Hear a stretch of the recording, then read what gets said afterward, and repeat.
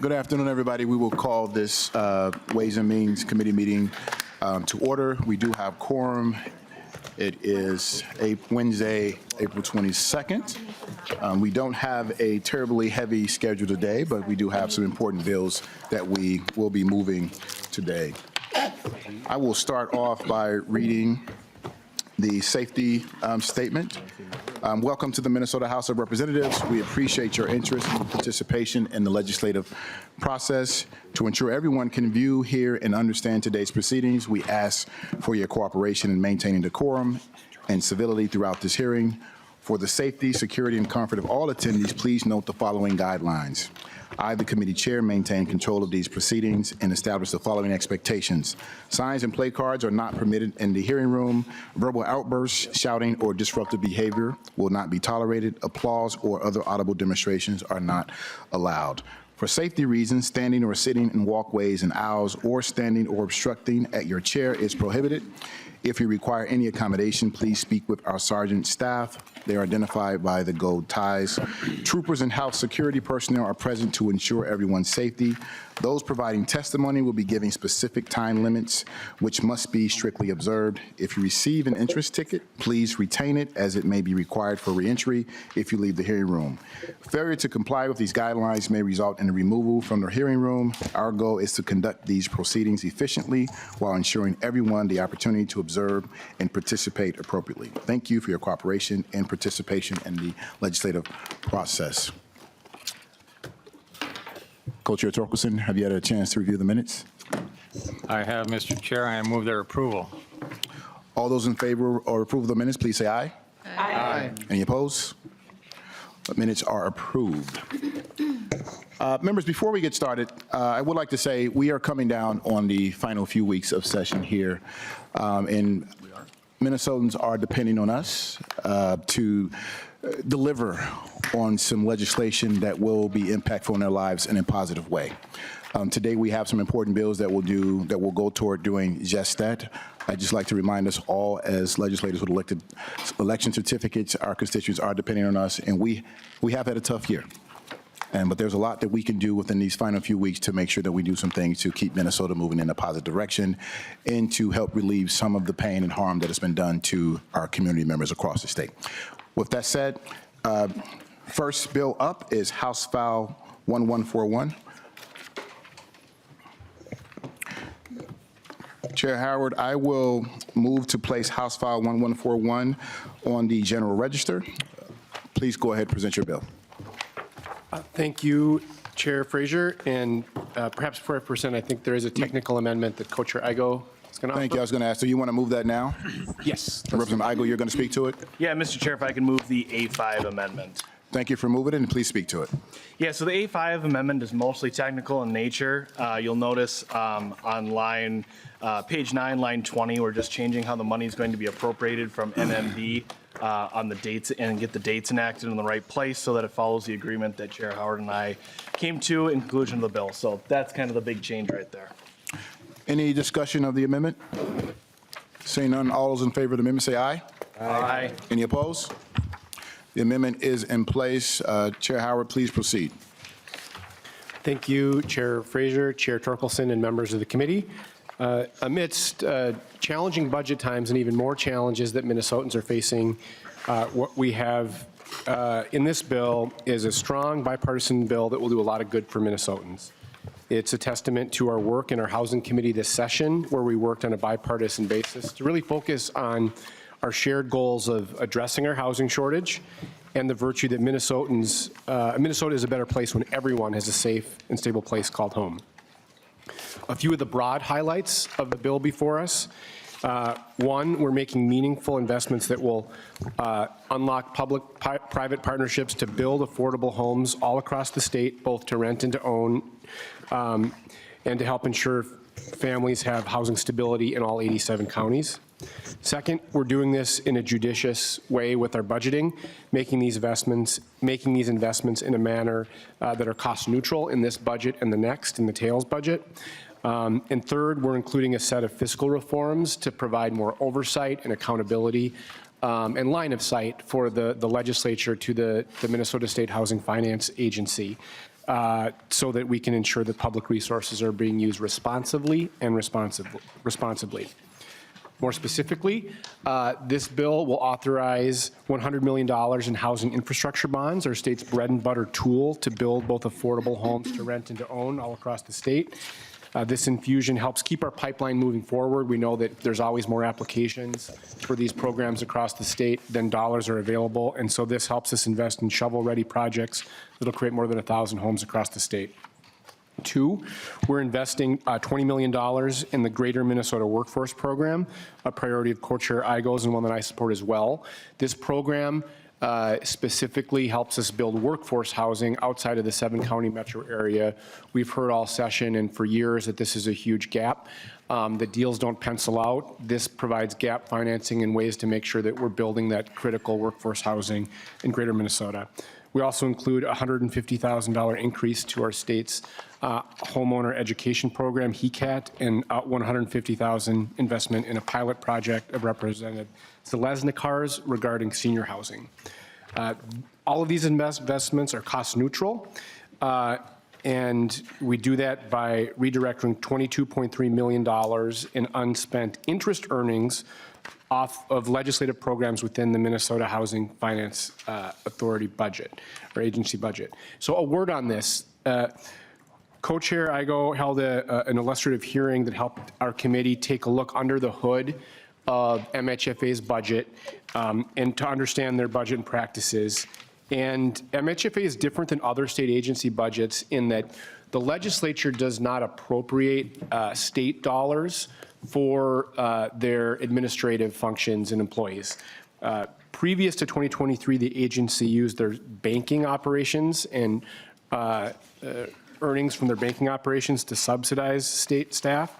But since 2023, the agency has used in earnings on legislative appropriations on resources that had not been expended yet.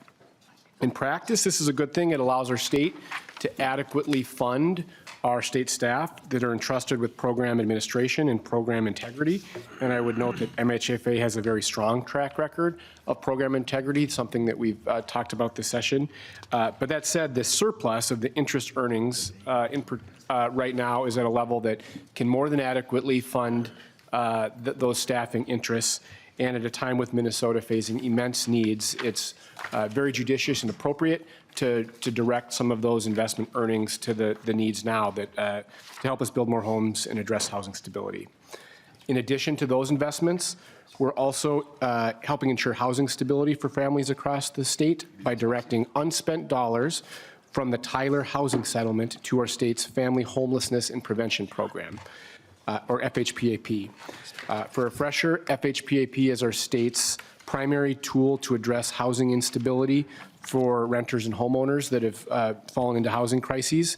This is a program that serves all 87 counties, and we have specific language that these resources will only be used for the existing organizations that already have that strong track record within communities to get these resources out. And as a reminder, these Tyler resources, they will cancel back to the general fund if they're not utilized this session. And given their origins in sort of addressing housing instability, this is a judicious and smart way to utilize these resources. I would note a few non-budget items that do have fiscal relevance are some policy items. To add more oversight, MHFA must notify the legislature when transferring resources between housing development funds and submit more information to us as a legislature in their annual reports. We're also tightening our statutes to ensure that the legislative appropriations cannot be used to support banking operations at MHFA. They've told us that that does not happen, but this language clarifies that. And then I've already mentioned the interest earnings. We have a provision in here that directs the agency to more regularly return those interest earnings back into legislative appropriations as long as they have the required amount on a yearly basis to fund their staffing needs at the agency. That is the bill. I want to thank Co-Chair Igo and the members of our Housing Committee that worked all session in collaboration. We've found a creative way to balance the pressing, urgent needs before our state and do so in a tight budget and a tight legislature. And furthermore, these reforms, I think, are in the interest of more transparency and oversight and judicious use of the public tax dollars as well. So this is a good, strong bipartisan bill, and I'd welcome any discussion. Thank you, Chair Howard. No testifiers, am I correct? Members for discussion, Chair Cagle?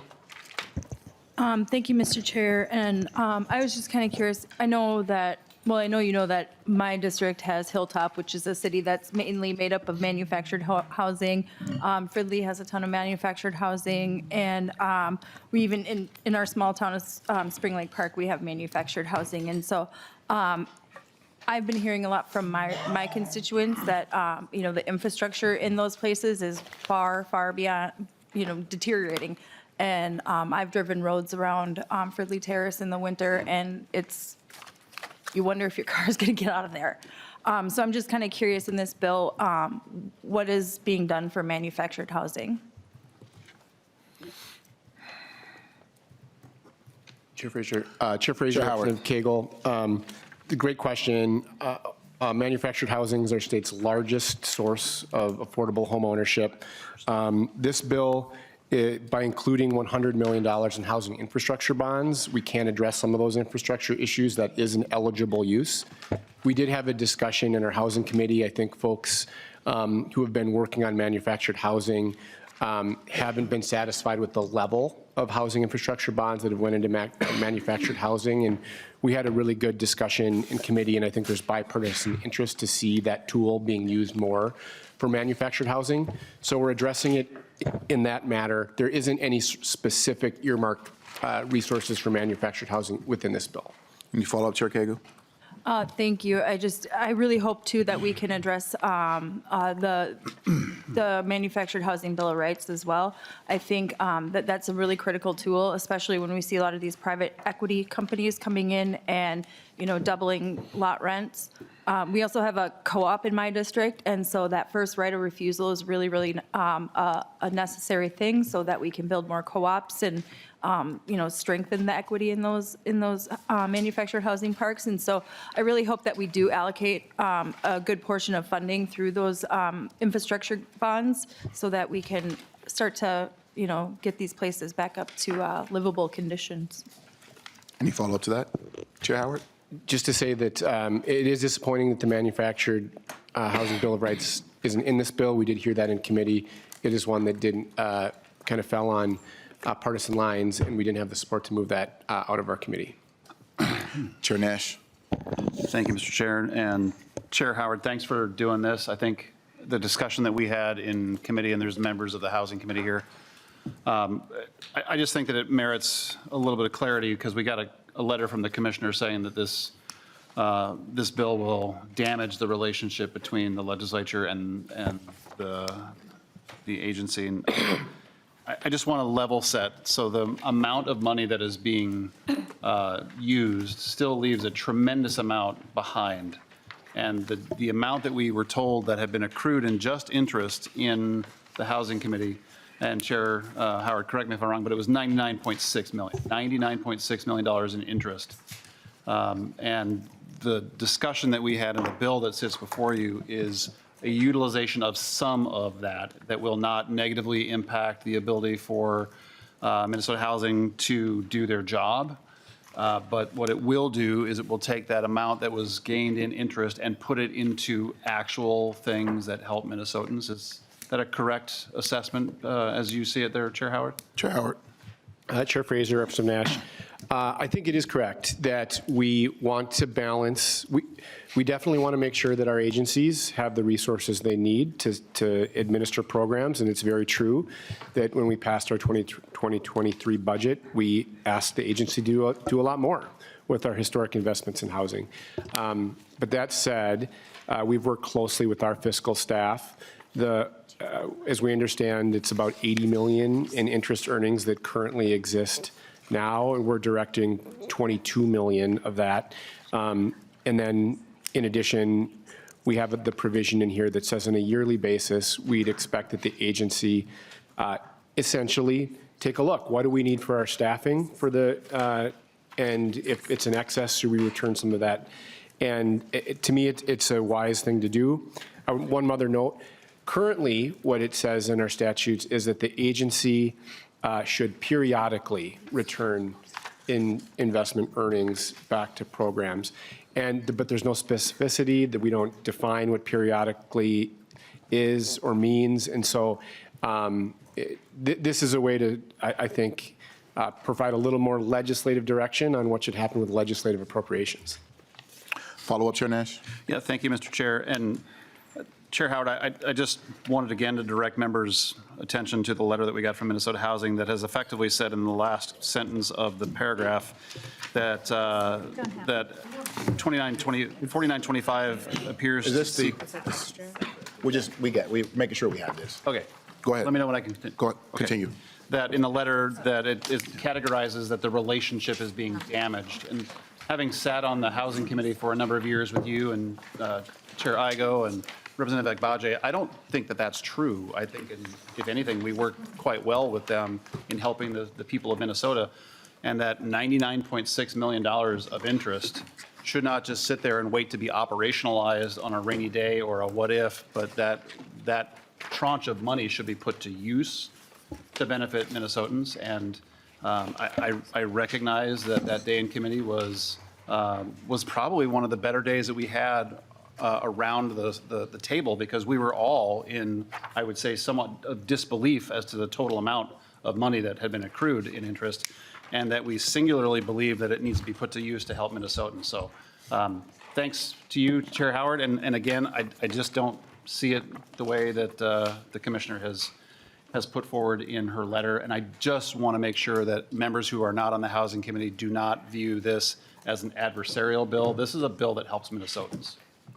Representative Agbaje? Thank you, Mr. Chair. And yeah, normally Rep. Nash and I don't agree that much, but every once in a while we find an area of common ground. So I would just reemphasize Representative Nash's points. This is utilizing these funds that have been growing based on our historic investments, I think is an appropriate use of those funds.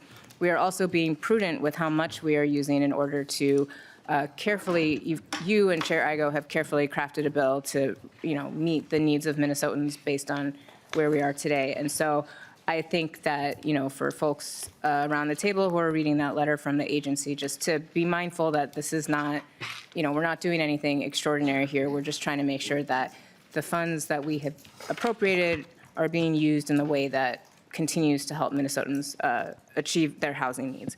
Additionally to this bill, I think I will say, of course, I'm always glad to see additional rental assistance. I'm glad we could do it now, even though I wish we could have done it sooner, but I appreciate the efforts to get us to a place where we will be able to provide that assistance to folks across the state who really need it. And of course, it's always good to see a significant, healthy amount to HIBS funding, and I appreciate the work you guys have done in that space. So thank you very much. Chair Igo? Thank you, Mr. Chair. Again, just want to speak to it. Thank you, Chair Howard, for your collaboration on this bill and bringing it together. Speaking to the agency dollars there, I mean, this is something that I'm going to simply put as state taxpayers put money into this agency for programs that were decided by their elected representatives. All this bill is doing today is capturing those tax dollars, that interest on those tax dollars and putting it back into programs that taxpayers want. And, there's concern there from the agency, but this is our job as members of the legislature, whether we're Republicans or Democrats, to make sure that as we take taxpayer dollars and invest them into our state, we make sure that every part of it, whether there's interest earned or not, that they are spent towards taxpayer initiated projects. And the project that these funds are going towards is going to build workforce housing all across the state of Minnesota, which you heard from my co-chair's testimony is one of our biggest gaps that we need to fulfill. And that's what we're going to make sure we accomplish. The 6 measures in this bill that are focusing on accountability and transparency in the agency is an important part as we get into the year of wanting to make sure that we don't ever see fraud, but most importantly, we understand how the agency works. It was said that Minnesota Housing Finance Agency is a very unique agency in our state government, being that they run an entire bank on the side of things. And this bill is going to make sure to ensure that funds are spent the right way. but it's also going to ensure that we can make sure that the money moves to where it needs to go, and we are reported on that, and that it stays in taxpayer-funded initiatives. It also works to cover costs, that interest will cover costs first before we start seeing taxpayer dollars used as admin fees and expenses. And I think that's a really strong message to push as a bipartisan legislature, so that we can make sure, again, that those taxpayer dollars are used properly. My back-of-the-napkin math on this bill hopefully means we're going to build close to 2,000 units of housing. And to do this in a way that's budget neutral, I think is a huge, huge win for the state of Minnesota, and couldn't be more proud to work on and author this bill with my co-chair. And again, get not only just good funding for housing production, but also make sure we add accountability and transparency to one of our state agencies to make sure that taxpayer dollars are used as they are appropriated by the elected members of the legislature.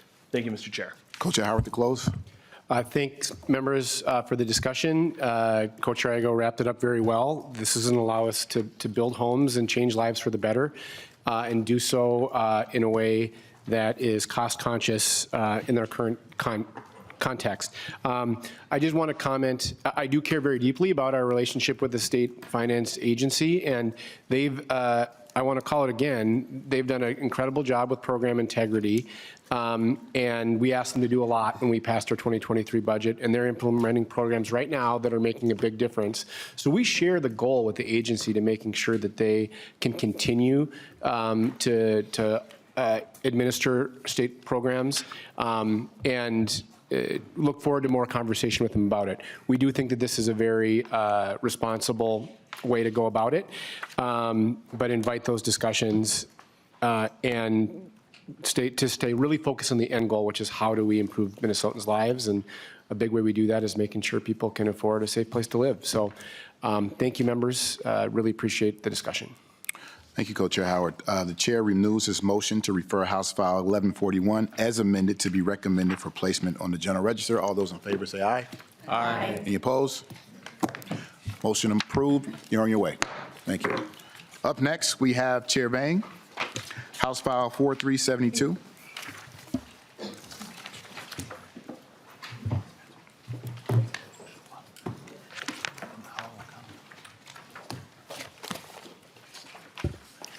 Chair Vang, is your motion to recommend that this be placed on the General Register? So moved, Mr. Chair. Thank you, Chair Vang. Please proceed. Thank you, Mr. Chair, committee members. In 2023, the Ag Committee created a program to help people transition to new communities and get trained in the art of meat cutting. The program, dubbed Train and Retain by MDA, has been a success, but the Economic Development Organization charged with administrating the grants haven't expended all the funds. This is a rather simple bill. It will provide a 3-year extension, offering between 1 and 2-year extension to individual projects. I did request a fiscal note, and there was none. It confirms that there's no cost to the bill. These grants to the development organizations have already been awarded, and MDA believes any additional administrative costs will be minimal. And with that, I do have a testifier, and proceed. Testifier, please come to the podium.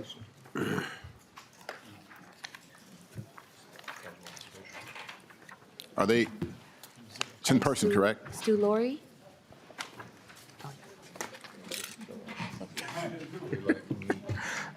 Testifier, please, as you make your way to the podium, introduce yourself for the record and proceed.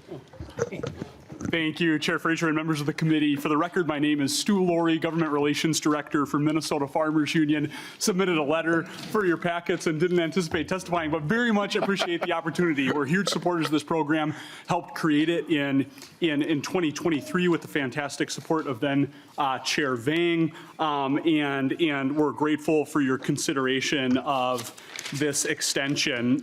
This is a program that comes out of lessons learned in the pandemic. We learned as a state what Farmers Union members have long known, that a consolidated system of meat cutting doesn't work well for workers, it doesn't work well for farmers, and it doesn't work well for consumers. And so MDA and others, Farmers Union went around the state to small, local, regional locker plants. We asked those owners, what could it take for you to expand your capacity, process more livestock when the state was indemnifying those livestock? stock, and they all said it's a shortage of workforce. It's me, maybe someone in my family, and so we need more support. And so we created technical training programs at the Minnesota State College system, and we also created this train and retain grant program. And this program is working. I actually have a Farmers Union member who I think is here today who's worked with a family who moved from the metro to relocate to St. Louis County. These grants help them do that, help them support that meat processor there. So a couple points in particular to the extension. This funding is already obligated, as Chair Vang explained, so it is already out, obligated to those economic development organizations. The reason the extension is needed is both a slowdown in getting these projects up and running, but also just that we're asking people to make big changes in their life, and those things take time. So appreciate your consideration, and thanks for the opportunity to testify. Mr. Little, we appreciate your spur of the moment testimony. Appreciate it. Members, discussions, any members? Seeing no members wanting discussion, Co-Chair Vang, close. Thank you, Mr. Chair and members. This is a good bill. It will work to address the shortage of meat processing in our state, and I will renew my motion to re-refer this to the General Register. Chair Vang renews her motion that this be recommended for placement on general register. All those in favor? Aye. Any opposed? You're on your way. Up next, we have House File 3426. Chair Jordan, please make your way to the desk. The baby binder. She calls it the baby binder.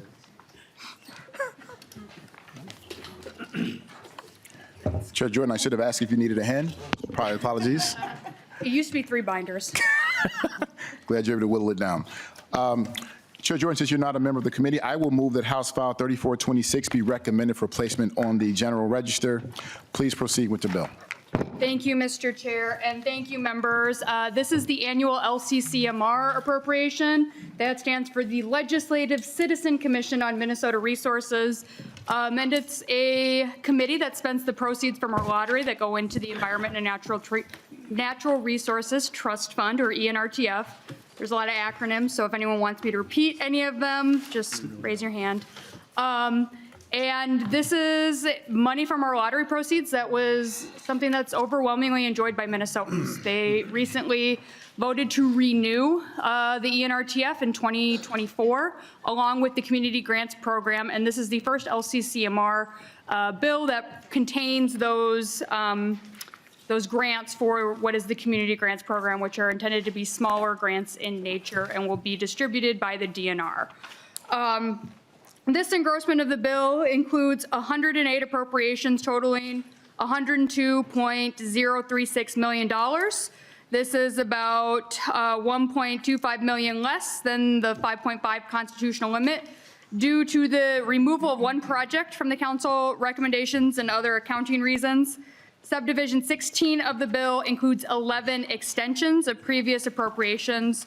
The total original appropriation amount for the 11 projects was $15.1 million, and the estimated amount being extended is $4.5 million. Section 12 appropriates $28.18 million for that community grants program that I just got done detailing the purpose of. This amount is the 1.5% constitutional limit for that program. This is the second year of funding after the constitutional amendment was passed by the voters in 2024. As of March 31st, the current invested balance of ENRTF is approximately $2.1 billion. And members, this bill does not have an effect on the general fund because, again, appropriations come from ENRTF, or the Environment and Natural Resources Trust Fund.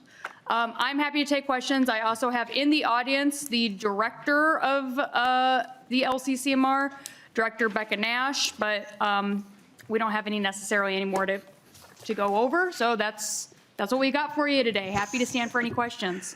Thank you, Co-Chair Jordan. Member discussion, Co-Chair Heinzman. Thank you, Mr. Chair, and thank you, Representative Jordan, for bringing the bill before the committee today.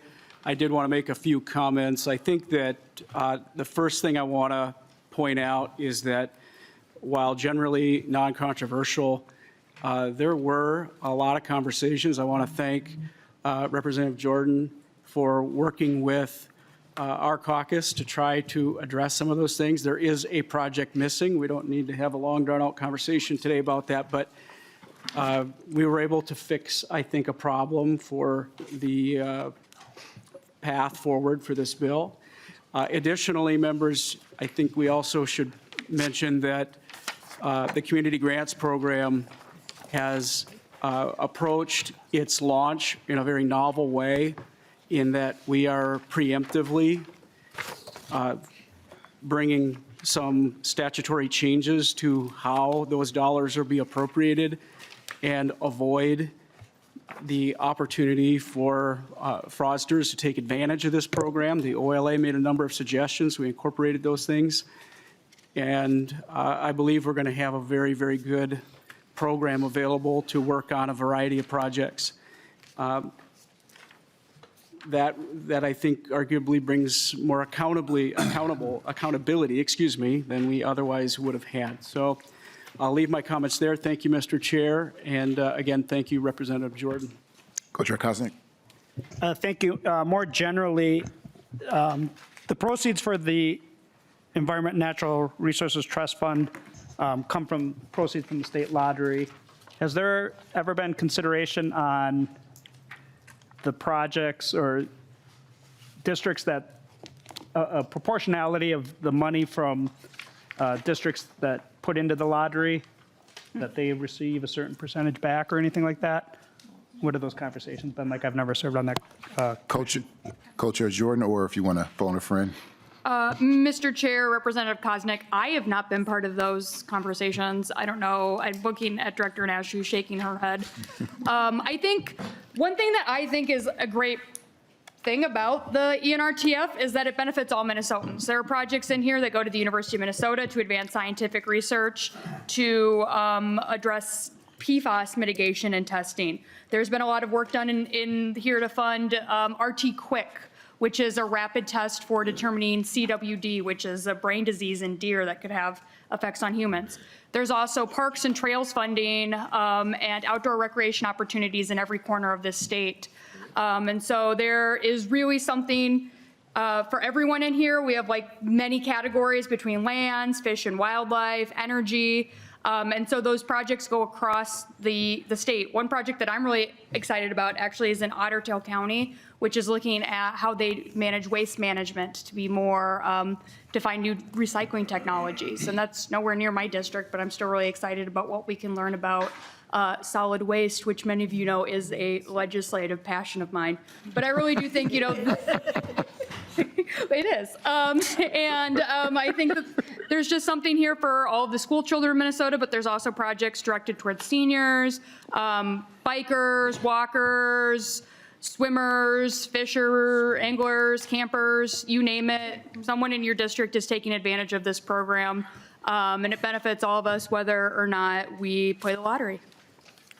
Any other questions, members? Seeing none, Chair renews the motion for House File 3426 to be recommended for placement on General Register. All those in favor say aye. Aye. Any opposed? On your way, Co-Chair Jordan. Up next, we have House File 4222. Representative Gottfried.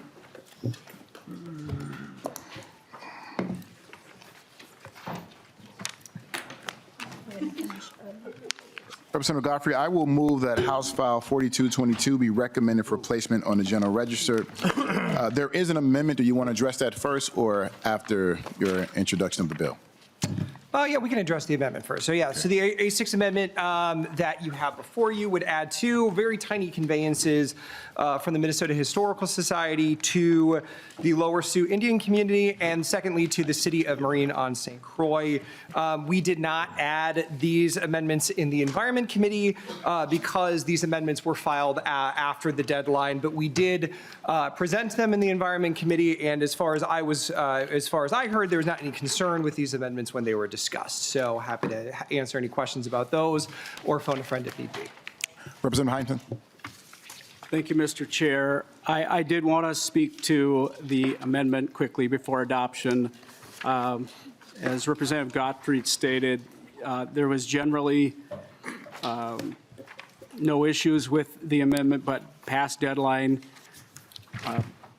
prohibited or limited their being added to the bill at that time.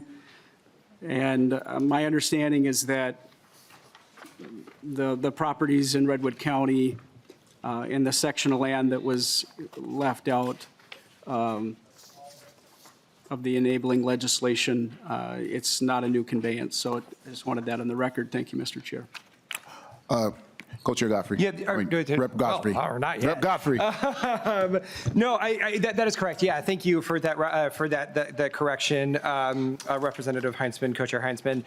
So yeah, this was a parcel that was erroneously omitted from the 2024 lands bill after legalese, all that sort of language was kind of sorted through. We realized that the legalese language that was used within it accidentally left that out. So this is in fact not a new conveyance. It is one that we're just trying to correct the record on from a previous bill. I'm not sure if I should react a certain way you said legalese, but I'll let it go. Sorry. Chair Torkelson. Thank you, Mr. Chair. I just wanted to back that up. This land transfer occurred in my county, one of my counties, Redwood County. I participated in the original transaction. This really just clarifies, cleans up the language, makes it correct, and I fully support the transaction. Thank you, Chair Torkelson. Any other discussion, members? Seeing none, all those in favor of the amendment say aye. Aye. Any opposed? Amendment is adopted. Move forward. Thank you, Mr. Chair. And yeah, so welcome to Lands Bill 2026 edition. So the aim that I have is to have a non-controversial no shenanigans bill that we can easily pass from the House floor with bipartisan support. The bill itself includes some necessary updates on how the DNR manages land transfers. And this version, just to kind of go through the different list of projects, we already talked about the two that were as part of the A6 amendment, but additionally to those, it adds lands from the Frontenac State Park in Goodhue County and Great River Bluffs in Winona County. It removes land from the Mille Lacs-Cathio State Park in Mille Lacs County. The land sales delineated in this bill include 4.3 acres in Becker County, 19.2 acres in Mille Lacs County, 0.4 acres in Pine County, and 6.2 acres in Wabasha County. In the Environment Committee, we amended the bill, adding House File 33911, which was carried by Rep. Warwis, which authorizes St. Louis County to sell 2 parcels of county-owned land. And according to our phenomenal fiscal staff, the 2 land sales net the state around $473,500 accrued to the land acquisition account at the DNR. So this does not actually go to the general fund. So the bill is amended, passed from the Environment Committee with unanimous support. And that's the bill. Happy to field any questions or phone a friend.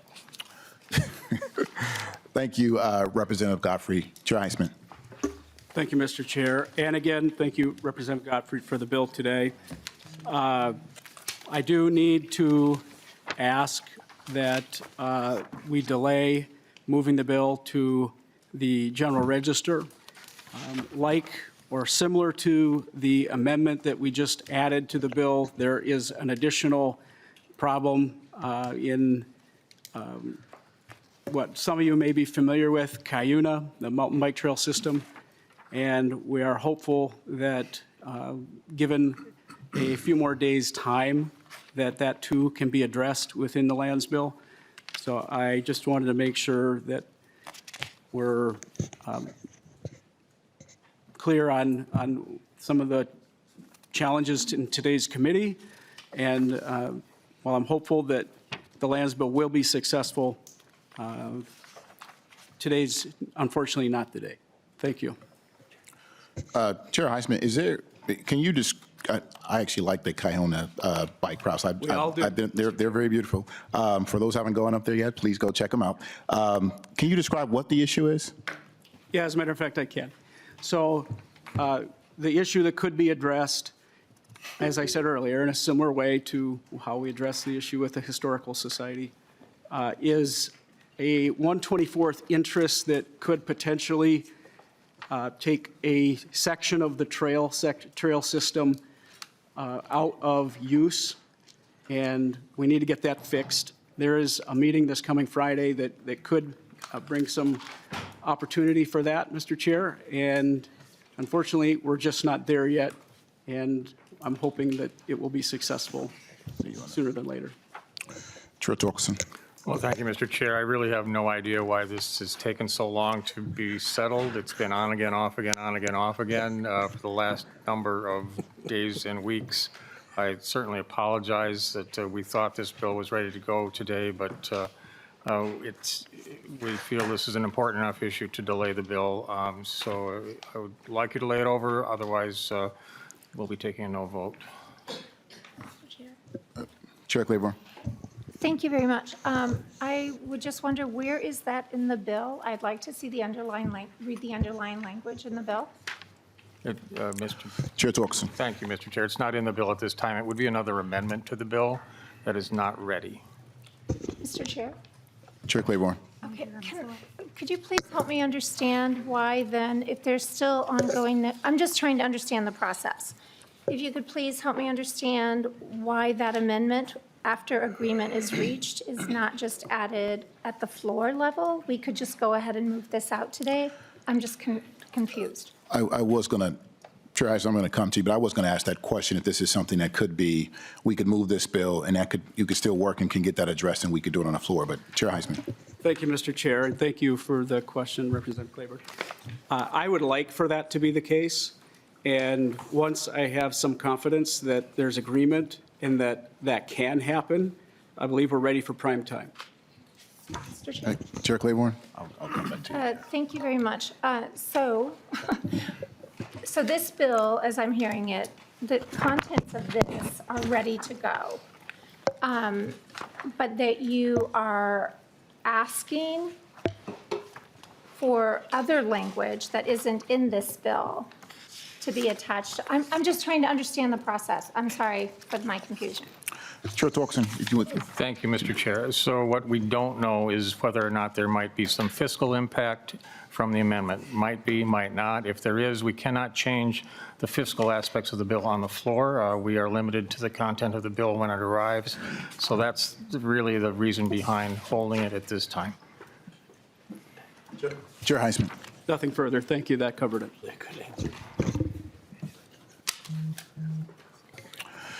Representative Gottfried, would you like to chime in? Representative Gottfried, would you like to make comments?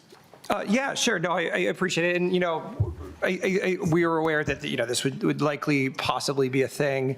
I think, from my perspective, there are continued concerns with the amendment that is being proposed going on.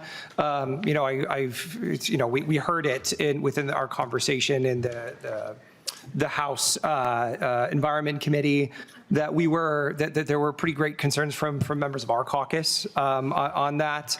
There's a lot of talk about precedent. That word was thrown out quite a bit. From my perspective, I'm always trying to look for ways to get to yes, like on particular bills. But I don't.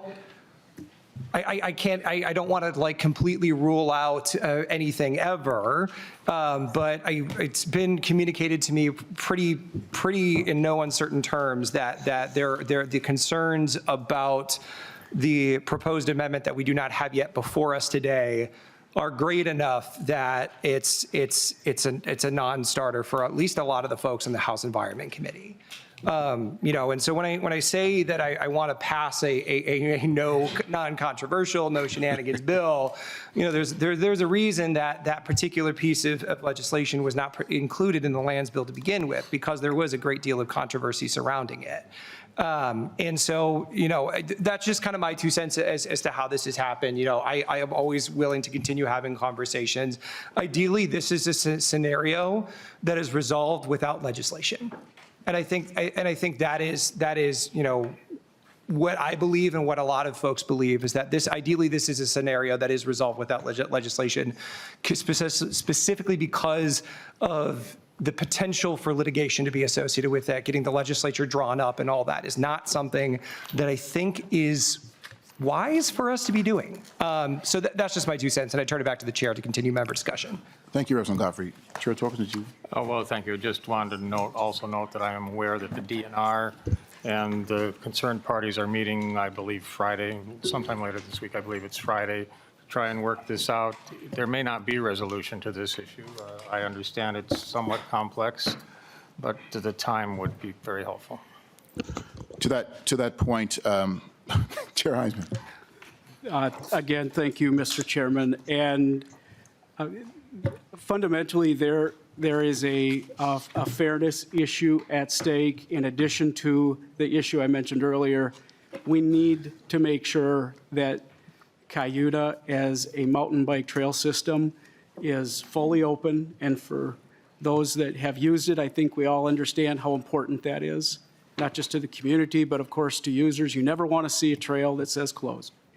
And so we're trying to get to the point, as Representative Gottfried mentioned, that we may not even need legislation. There is that possibility. And those conversations are happening as we speak. So I appreciate the committee's, would ask for the committee's support in a delay. Thank you, Mr. Chair. Representative Gottfried, did you want to add anything to that final point from Chair Heisman? No, I think that's fine. I mean, I guess I defer to the, the committee's judgment, the chair's judgment about this. Again, as I said, I firmly believe this is something that should be handled without litigation or without legislation. I do think that there is a precedent set with that if we were to add legislation to this that I think would be dangerous for not just the DNR and future people that have stakes with the DNR, but also the legislative body itself. So I would hope that all parties could continue to negotiate in good faith, whether or not there's a vote on this today. But I would hope that parties outside of the legislature would continue to meet and continue to work through this matter. Thank you, Representative Gottfried. Thank you for all the discussion. We will continue to move forward, noting that there is a possible non-legislative fix for this. As a chair, I will say, invite me in if I can be helpful with that. I do like these bike trails, want them to be open. But we will take the, Chair Acom. And can we get a roll call, please? Roll call requested. It will be granted. So we will move forward. Any further discussion, members? No further discussion. I will renew the motion to place this bill on the, as amended. I will renew the motion to place House File 4138 as amended onto, I'm sorry, I'm on the wrong page. What's the number? I will renew the motion to place House File 4222 as amendment on the General Register. Clerk, please take the roll. Chair votes aye. Chair Frazier? Chair Frazier. Chair Torkelson? No. Vice Chair Agbaje? Aye. Vice Chair Scott? No. Representative Acom? Aye. Representative Baker? No. Representative Bierman? Aye. Representative Gomez? Aye. Representative Heitzman? No. Representative Igo? No. Representative Klevorn? Klevorn, aye. Representative Cagle? Aye. Representative Cotiza Batun? Aye. Representative Kosnick? No. Representative Kreshaw? No. Representative Lilly? Aye. Representative Moeller? Aye. Representative Nash? No. Representative Noor? Aye. Representative Novotny?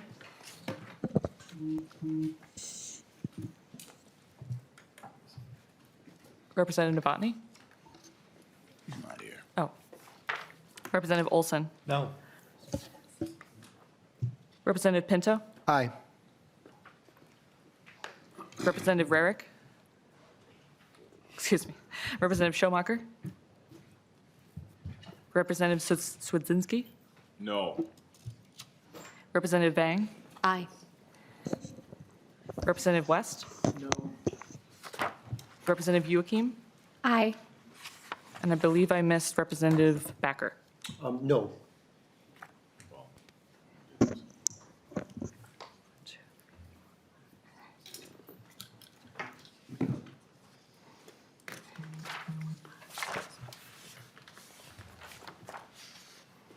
Ayes, 12 nays. 14 ayes, 12 nays. The ayes have it. However, based on our shared agreement, there must be a majority of committee members to vote aye to move this out of committee. So So the bill will stay with us, and I hope we can get this worked out. Thank you, Representative Gottfried, for your presentation. Mr. Chair, Chair Klevorn. may I just ask a point of clarification for anybody who might just be watching? Yes, Chair. When a bill is voted down in this committee, the bill stays with the committee. How does it come back before the committee? Bring it back up. Chair Nash, you want to add Yeah, something? if I could, and Mr. Sullivan can help with this, but this happened in state government finance as well, when a bill did not have a prevailing vote because of a lack of a vote from the other side. It is automatically held over as if it were being laid over. And to bring it back, we would take a motion to reconsider. Nope, you just bring it straight up. We will have the opportunity to bring it back up. Thank you very much. I just wanted to make sure that we all know what the rules are, and we are all working on the same page. Thank you. Thank you, Chair Klevorn, and thank you, Chair Nash, for adding that as well. Rules nerd. Up next, we have House File 3936. Chair Klevorn.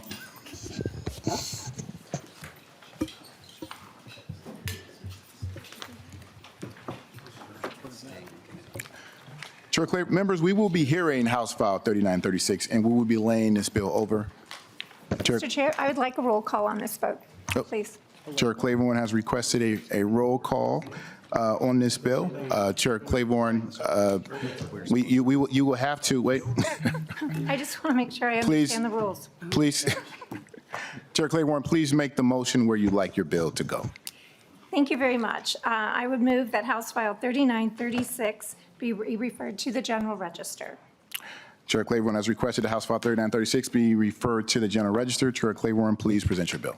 Thank you very much. This is an appropriation bill for public television stations for Greater Minnesota. It is a bipartisan bill. The bill would allow for a one-time appropriation of funds to $350,000 to Pioneer Public Television in Granite Falls, $475,000 to Lakeland Public Television in Bemidji and Brainerd, $650,000 to KSMQ in Austin and Rochester, $250,000 to PBS North in Duluth and Superior, and $200,000 to Prairie Public Television in Fargo, Grand Forks, Dickinson, and Wilson. When this bill was heard in state government, it moved without any concerns. We had great testimony from Greater Minnesota Public Television talking about the importance of allowing community members in Greater Minnesota to see themselves through the lens of public television. We talked about the importance of PBS to children as they grow and thrive in Greater Minnesota. And the purpose of this proposal is to make sure that PBS stations serving Greater Minnesota continue to stay relevant and viable for the communities they serve. The ability to continue this mission has significantly been impacted as a result of federal elimination of all funding grants for public television. When Congress eliminated the CPB funding last fall, Minnesota public television stations lost nearly $9 million. Greater Minnesota stations suffered the largest percentage of those cuts, as much as 30 to 40% of their operating funds that were previously authorized by Congress. If they do not receive this funding, we were told that these stations could go dark. This is a critically important bill. It should not be held up in any political gamesmanship, and I would ask that this committee please do the right thing and vote yes. Do you have any testifiers? Mr. Straczynski has, it's just me. It looks like it's just me. All right, Chair Klevorn. Members, discussion to the bill. Chair Torkelson. I'll come back. Well, thank you, Mr. Chair. This reason that I'm going to suggest a no vote today is because this particular bill happens to be linked to a Senate omnibus bill that contains some things that are very controversial. I think I personally, and I believe most of my caucus members, believe the bill as it stands here in the House is acceptable, but it causes some problems. Now, you and I had a handshake, a public TV handshake that said no shenanigans. However, that is between us here in the House. It has nothing to do with the Senate. Thank you, Mr. Chair. I thought that'd be funnier. Chair. I was rolling over in it. Chair Joachim. Thank you, Chair Frazier, Chair Klevorn. I just want to thank you for bringing this forward. As a mother of two kiddos that went to University of Minnesota Morris in Greater Minnesota, they relied on a lot for public television, just academically, and also for warnings and being linked to the community out there. I think it's really important, and I'm a little concerned we lay it over and not move it forward because something the other body's doing, because we all know the other body does some really dumb things sometimes. So with that, Mr. Chair, I hope we will consider moving this forward. Thank you, Chair Joachim. Chair Klevorn. Well, I have great confidence in my co-chair Nash to make sure that anything that the Senate puts in a bill that is controversial, that he has the ability to speak up and the agency to make sure that it doesn't get a yes vote on the House side. Co-chair Nash and I worked very well together on the budget bill last year. We are a pretty strong team when we work together and row together. And so I would ask for Chair Nash to take confidence in his own ability, and please vote yes for this bill. Co-Chair Nash, you want to? Well, Mr. Chair, I do know how to say no quite well, and I'm going to follow the request of my chair here. We have plenty of time to get this done. I do believe this bill has a tremendous amount of merit, but I do not want to encumber it with some of the dross that comes over from the Senate, so thank you. Chair Klevorn. Members, please vote yes. It's a good bill. It's a clean bill. We've had no shenanigans with this bill. Please vote yes. Seeing no further discussion, I will say, as a point of privilege as a chair, it does appear that we have broad agreement that this is a good bill. Despite what our Senate colleagues are doing, I hope we can get this figured out because I do think it's important. I spend quite a bit of time with my kids watching PBS, so it is. I know how important it is, and particularly in our places where we don't have large news media networks, it's very important. So I do hope we can get this figured out, but we will take the vote, and then we will hopefully revisit this to make sure we get it done before the session is over. Thank you, Chair Klevorn, for bringing Thank you, Mr. Chair. Clerk, take the roll. Chair Frazier. Aye. Chair Tolkeson. No. Vice Chair Agbaje. Aye. Vice Chair Scott. No. Representative Acomb. Aye. Representative Backer. No. Representative Baker. No. Representative Bierman. Aye. Representative Gomez. Representative Heinzman. No. Representative Igo. No. Representative Klevorn. Aye. Representative Cagle. Aye. Representative Katiza-Watun. Aye. Representative Koznick. No, thanks. Representative Kreshaw. No. Representative Lilly. Lily, aye. Representative Moeller. Aye. Representative Nash. No. Representative Noor. Aye. Representative Novotny. No. Representative Olson. No. Representative Pinto. Aye. Representative Swedzinski. No. Representative Vang. Representative West. No. Representative Joachim. Yes. Representative Gomez. Aye.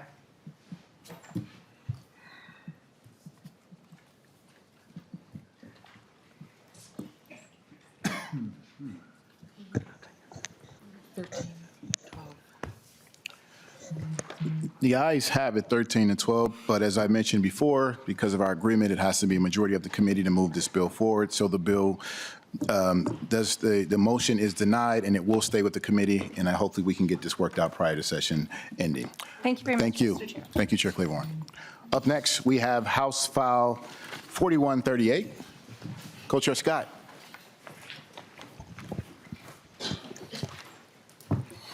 Co-Chair Scott, I believe is your motion a recommendation to place House File 4138 on the general register? That is my motion, Mr. Chair. Thank you, Co-Chair Scott. Please proceed. Oh, there is an amendment. Do you want it up now, or you want to? Let's go ahead and do the amendment. Okay. Would you like to move the amendment? Yes, I would like to move the A5. Co-Chair Scott has moved Amendment A5. Please describe the amendment. So there's a large portion of it that is technical and makes clarifying changes from using the language of 15 years of age or over to just 16, up to 16. We've reinstated some language on 1.9 and 110 that just says that the covered social media platform shall retain documentation sufficient to reasonably establish it has obtained verifiable parental consent. And then the last part of the amendment is moving some language from one section to a different section. Thank you, Co-Chair Scott. Any discussion of the amendment? Seeing no discussion, all those in favor of the amendment say aye. Aye. Any opposed? Amendment is adopted. Co-Chair Scott, to your bill. Thank you, Mr. Chair. And this is Ways and Means, so I will say there's no fiscal note to this bill. Social media is consuming our lives. We know that social media platforms are addictive by design, and that is reflected in teen usage on social media. The Office of the U.S. Surgeon General reports that 95% of 13 to 17-year-olds are on social media platforms, and a Gallup poll found that teens spend on average 20% of their day on social media platforms. In the 2025 Minnesota Student Survey, nearly 1 in 5 Minnesota high school students, so that's 20% again, reported being on social media between the hours of 12 a.m. and 5 a.m., 5 school nights a week. Social media platforms target ads and content to users based on a variety of factors, including an estimate of age determined after time spent on the platform. I can't think of another product for which teens sign a contract, especially one which takes on average 20% of their day. When teens enter into this contract, the platforms monetize and sell the minors' data to other platforms and for targeted commercial advertising. As parents and as lawmakers, we should not be okay with that. We have the power to enforce consumer protections around products used by Minnesotans, especially kids. My remarks highlight just a brief overview of how youth are being exploited by unfair trade practices, and the legislature should require responsibility from platforms to protect Minnesota youth online. House File 3418 seeks to mitigate some of those practices with a twofold approach. Number one, covered social media platforms, as defined in the bill, which make over $1 billion in advertising revenues worldwide in one or more of the preceding years, must instead protect youth. And we do that by age estimation, and we do that by the second component, which is parental consent. So the way this bill would work, if there's a current, if a person under 16 has a social media account now, they would receive a warning that parental consent is needed. And that's the social media platforms would use the algorithms that they already use to estimate age to determine that kid could be in that category of being under 16. From there, they would ask for parental permission. If parental permission is granted, the whole look for that social media platform to that underage person would change. The addictive features would be gone. There would be no targeted commercial advertising. There would be no addictive features such as infinite scroll, autoplay, video, or metrics displayed, such as how many likes on their account. So that, in essence, is the bill, and then it does have a private right of action, and it also has enforcement by the Attorney General as well. And I ask for member support, and I will take questions. No testifiers? No, but I would like to draw members' attention. You should have just received a letter that was passed out of support from the Annunciation Light Alliance, and that goes along with other testimony of support from the Minnesota Catholic Conference and With All, which is an organization that works with eating disorder victims. and persons, and then a testimony from the Minnesota Indian Affairs Council, the Division of Indian Work. Also supplied letters of support for the bill. Thanks. Discussion, members? Chair Yukin. Thank you, Mr. Chair. I'm sorry, usually I try to watch the bills as they go through committee before we see them, so I know what questions have already been answered. But with the private right of action, who is that private right of action available to? Is it parents? Is it, yeah, thank you. Co-Chair Scott. Thank you, Mr. Chair. Yes, parents and kids. Any follow-up, Chair Yukin? Thank you, Mr. Chair. And this all kind of works if parents actually step in and do it, right? I just want people to realize this isn't like the only silver bullet. There's a lot of other items that we have to do to get this to work. Co-Chair Scott. I'm not sure I heard all of the question. If you could speak up a little bit. Oh, I'm sorry. Chair Yukin. I wanted to say this only works if parents or step in and actually use the parental controls. I don't want folks to think this is just a silver bullet. There's other items that we need to do some consumer protection around these social media platforms. Is that correct? It works because the parents have to step in. Co-Chair Scott. Thank you, Mr. Chair. Yes, the parents have to step in one way or the other. They have to either give support, or if they don't give support, then that's the end of that. So, Yeah. Co-Chair Yukin. Members, any further questions? Yes, Chair Klevorn. thank you very much, Mr. Chair. And Representative Scott, I thank you for the work that you're doing here. I think it's important. I don't serve on Commerce anymore, but I understand that in Commerce, there was some concern about the amount of data that companies might be collecting to ensure that the law was being followed, right? So was that concern addressed in your amendment? Co-Chair Scott. thank you, Mr. Chair. We tried to address that in the I can't remember which, we had first heard the bill in judiciary, so we did have an amendment in the Commerce Committee, but we did reinsert the language that requires that, let me find, it's in the amendment. The covered social media platform shall retain documentation sufficient to reasonably establish it has obtained verifiable parental consent. That's the thing that they would need to keep some form in case they were sued that they actually had obtained parental consent. And in federal law, under the COPPA statutes, there's already established ways to do that, to get that parental consent and what it is that they're gathering or keeping.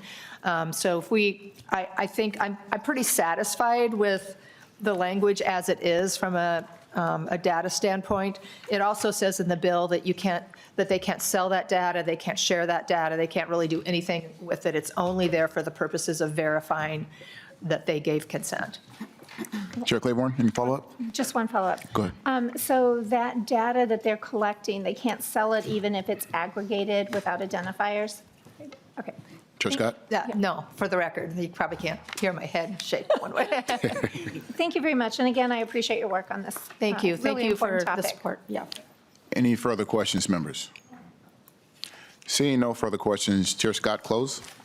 Just would love to have your support. I have been very gratified by the number of people that have come onto this bill and really supported it. And it's all in an effort to protect our kids online. Just the other day on the House floor, we heard a bill about a young man that had taken his own life from being on a social media platform. There's about 100,000 hits against kids on social media every day that are either sexual harassment or they're doing sextortion, that sort of thing. And so this would protect our kids in some way from that too, as well. So thank you. Thank you, Co-Chair Scott. This is an important issue. Thank you for bringing this legislation to continue to work on it, protect our young people. I appreciate it. Members, with no further discussion, I will renew Chair Scott's motion to recommend for placement House File 4138 as amended on the General Register. All those in favor say aye. Aye. Any opposed? Bill is passed. You're on your way. Thank you. that concludes our bills, but Co-Chair Torkelson, do you want to give a preview for what's up next? Yes, I know how excited everyone is to meet tomorrow, 15 minutes after session.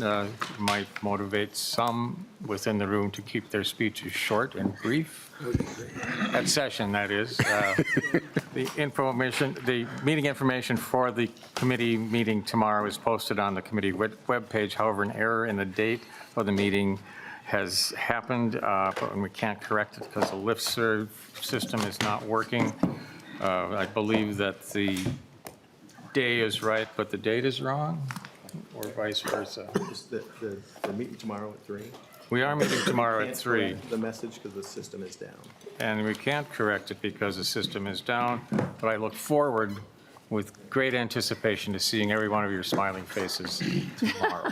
Thank you, Chair Torkelson, and I have very much, I appreciate your offer of a reason for no shenanigans on the House floor tomorrow to get here quickly and get our business done. With that, members, we are adjourned.